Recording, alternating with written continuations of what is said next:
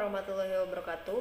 Perkenalkan, nama saya Rina Rianti dengan NIM 0101191313, jurusan Manajemen kelas karyawan angkatan 62.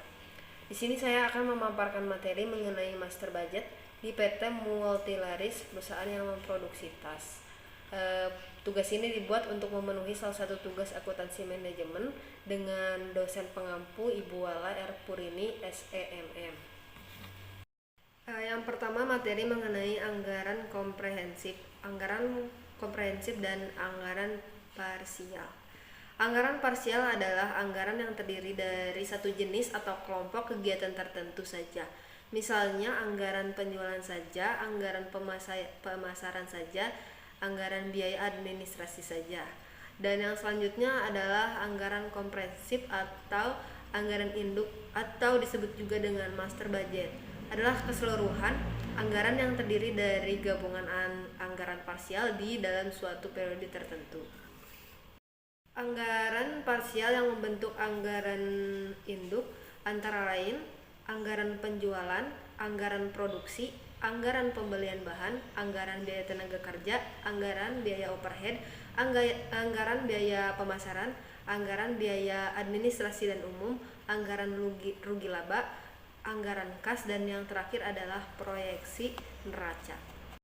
Selanjutnya adalah anggaran komprehensif atau anggaran induk atau disebut juga dengan master budget, adalah anggaran yang menggabungkan keseluruhan rencana organisasi.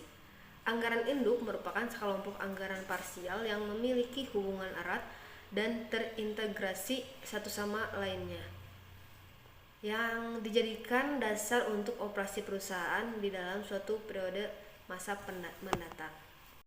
PT Multilaris adalah sebuah perusahaan di bidang industri yang memproduksi tas. Tas yang diproduksi adalah tas gendong atau backpack atau TG, tas lempang atau shoulder bag, TS, tote bag, TB, dan tas fashion wanita, TF. Perusahaan mempromosikan produk melalui sosial media seperti Instagram, TikTok, Shopee, Lazada, dan juga secara offline.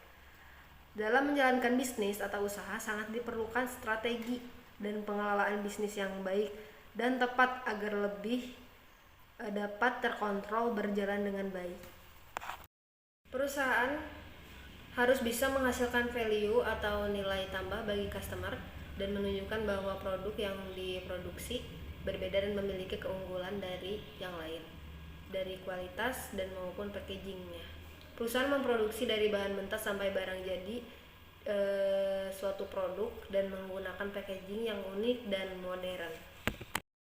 Pada bulan Mei 2019, Departemen Anggaran perusahaan ini menyajikan data berikut berkaitan dengan pembuatan anggaran perusahaan tahun 2020. Dituangkan ke dalam neraca per 1 Januari 2020. Ada kas, piutang usaha, perlengkapan kantor, persediaan bahan baku, persediaan barang jadi, aktiva tetap, dan total aktivanya ada 3.094.500.000 rupiah. Dan ada hutang usaha, hutang bank, modal saham, laba ditahan, dan total pasifannya ada 3.964.500.000. Jadi totalnya balance. Perusahaan merencanakan menjual tas gendong atau TG sebanyak 12.000 unit, tas lempang atau TS sebanyak 10.000 unit, TB atau tote bag sebanyak 8.000 unit, dan tas fashion atau TF sebanyak 6.000 unit. Sedangkan harga jual per unitnya adalah 300.000 untuk TG, 350.000 untuk TS, 325.000 untuk TB, dan yang terakhir 500.000 untuk TF. Seluruh produk tersebut dipasarkan di seluruh Pulau Jawa, diperkiraan sebanyak 35% diserap Banten, sebanyak 30% diserap Yogyakarta, sebanyak 20% diserap DKI Jakarta, dan sisanya diserap oleh Jawa Barat.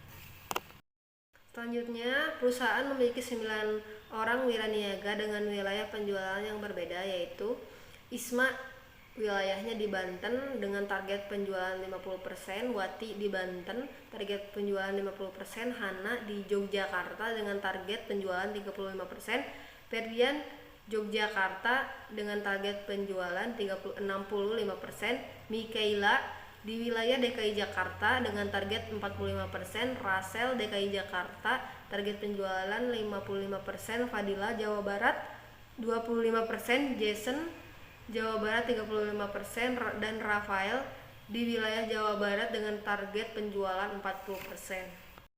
Diperkirakan persediaan tas pada awal tahun 2020 sebanyak 2.350 unit TG, 1.425 unit TS, 1.000 unit TB, dan 500 unit untuk TF. Nilai total persediaan barang jadi pada awal 2020 tersebut sebesar 660 juta.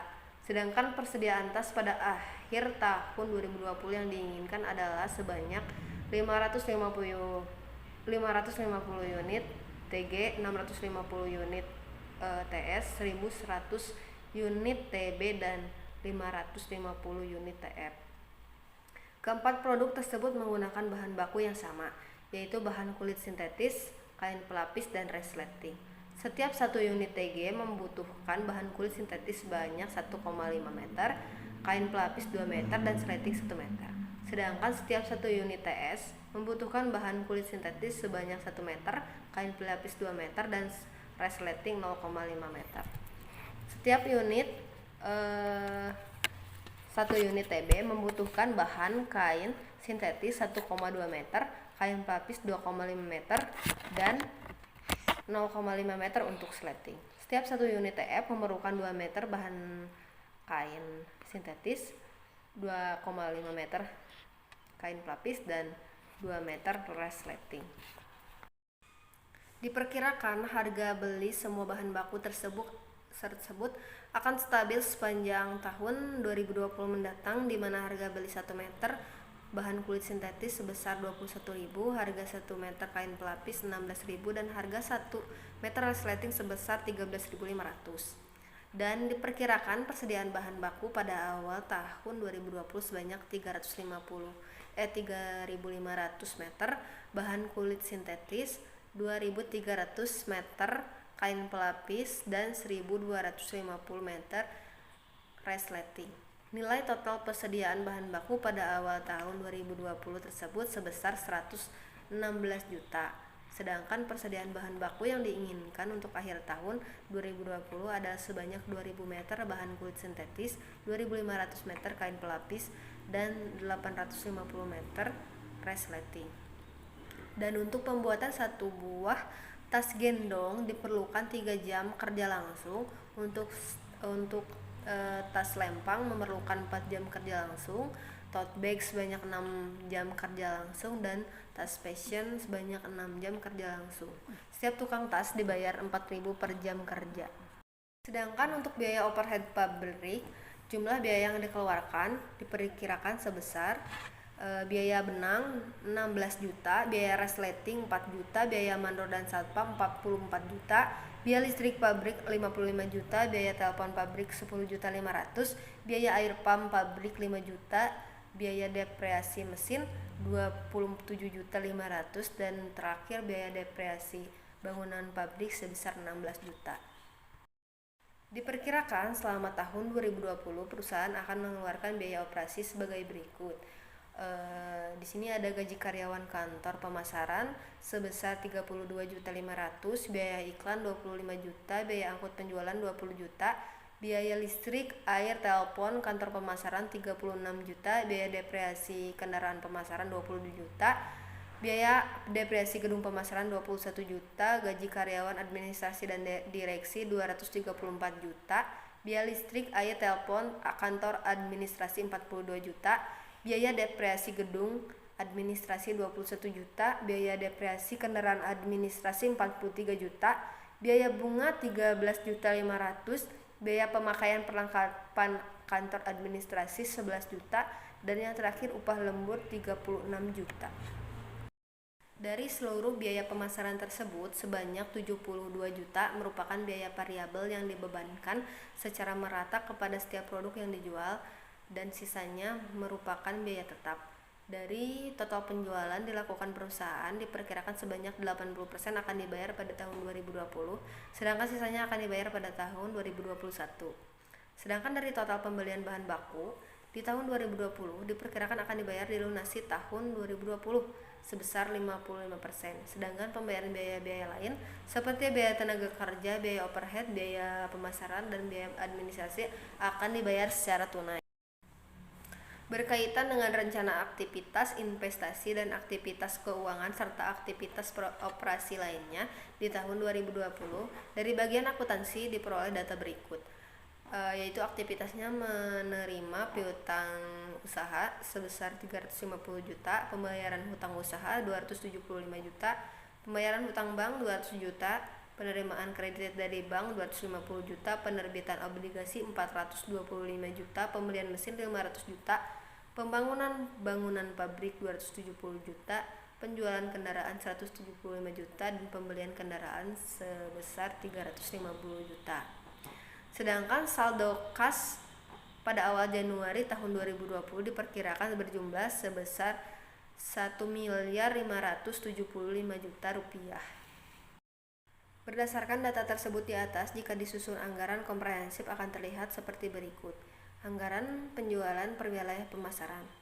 Jenis produknya misalnya ada tas gendong, volume penjualan per wilayahnya di Banten 4.200, di Jogja 3.600, di Jakarta 2.400, di Jawa Barat 1.800. Total volume penjualannya ada 12.000 unit dan harga per unitnya ada 300.000.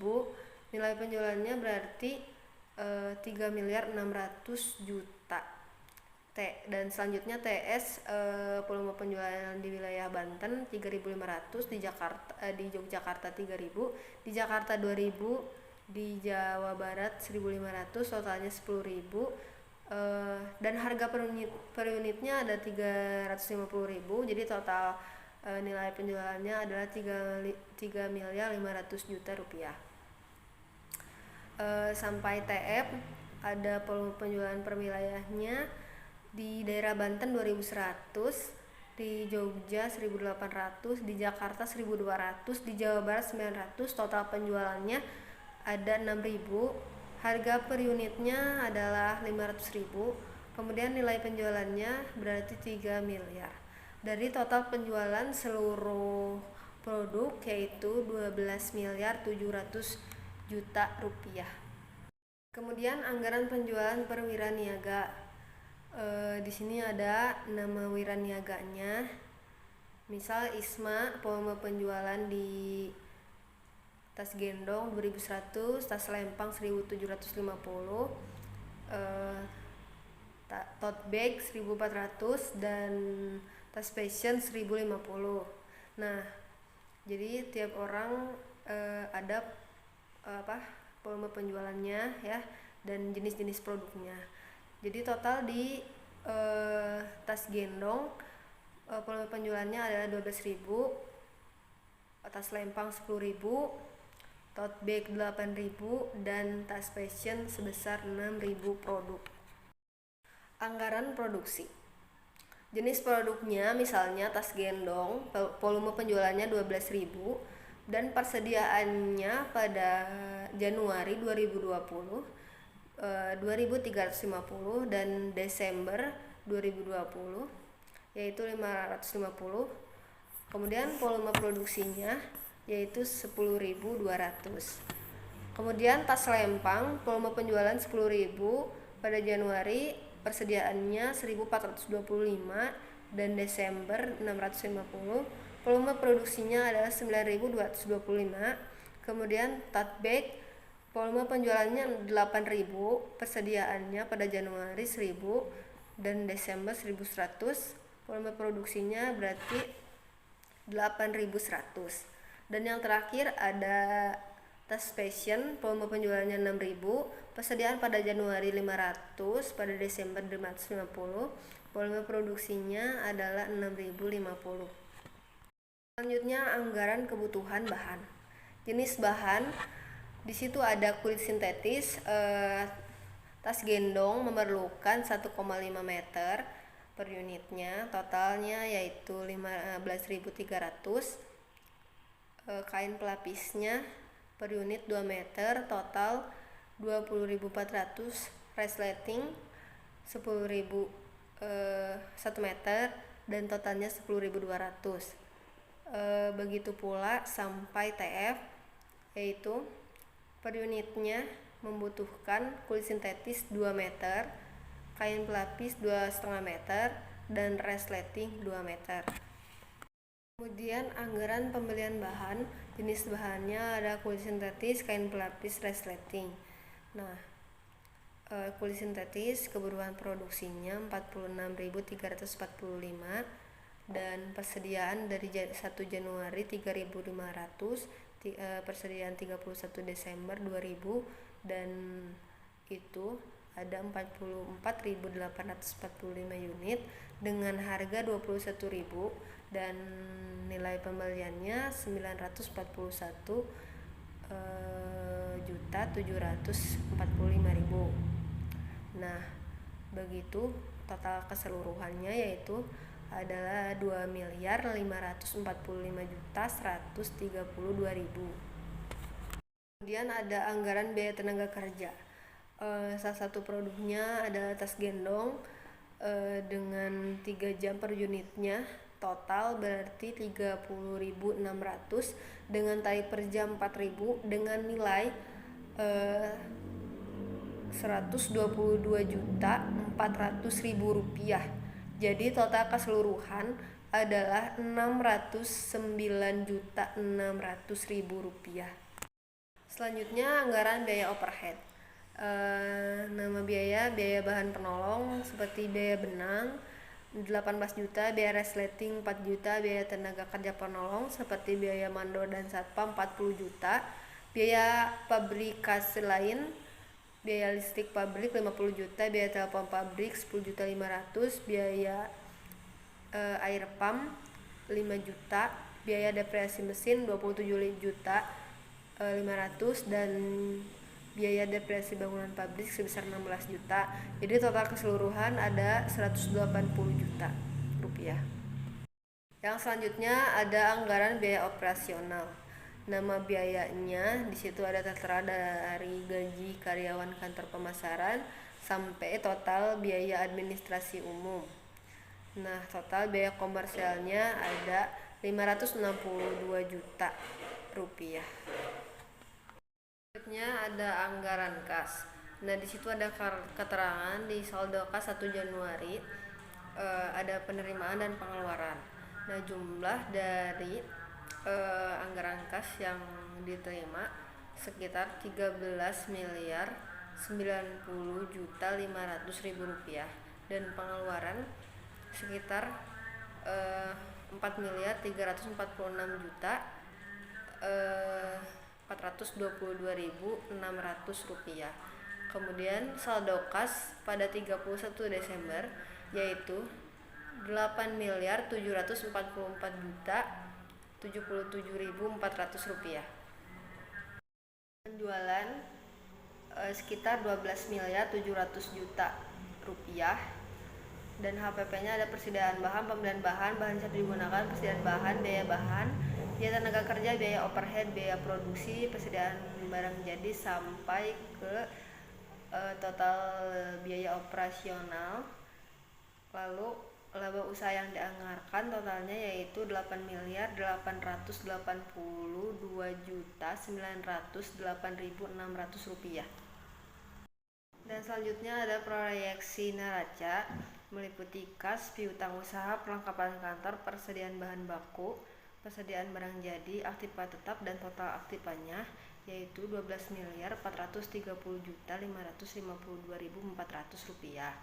Dan kemudian di